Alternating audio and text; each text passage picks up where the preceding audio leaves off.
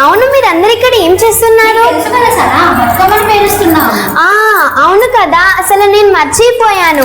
దీని గురించి నాకు కొంచెం వివరిస్తారా?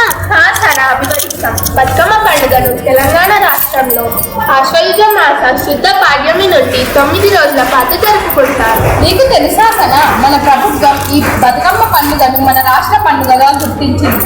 ఈ పండుగలో చాలా విశిష్టత ఉంది. అవునా, అంతటి విశిష్టత ఏంటి?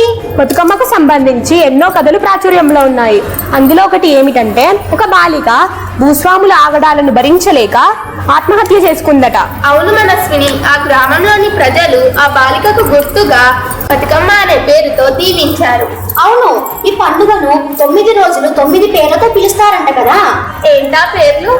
అవును రసజ్ఞ, 9 రోజులకు 9 పేర్లున్నాయి. మొదటి రోజు ఎంగిలిపూల బతుకమ్మ అని, రెండవ రోజు అటుకుల బతుకమ్మ అని, మూడవ రోజు ముద్దపప్పు బతుకమ్మ అని, నాలుగవ రోజు నానబియ్యం బతుకమ్మ అని, ఐదవ రోజు అట్ల బతుకమ్మ అని, ఆరవ రోజు అలిగిన బతుకమ్మ అని, ఏడవ రోజు వేపకాయల బతుకమ్మ అని, 8వ రోజు వెన్నెముద్ద బతుకమ్మ అని, చివరి రోజు అనగా 9వ రోజు సద్దుల బతుకమ్మ అని పిలుస్తారు. అప్పటి నుండి మొదలైన ఈ ఉత్సవం ఇప్పటికీ అమల్లోనే ఉంది.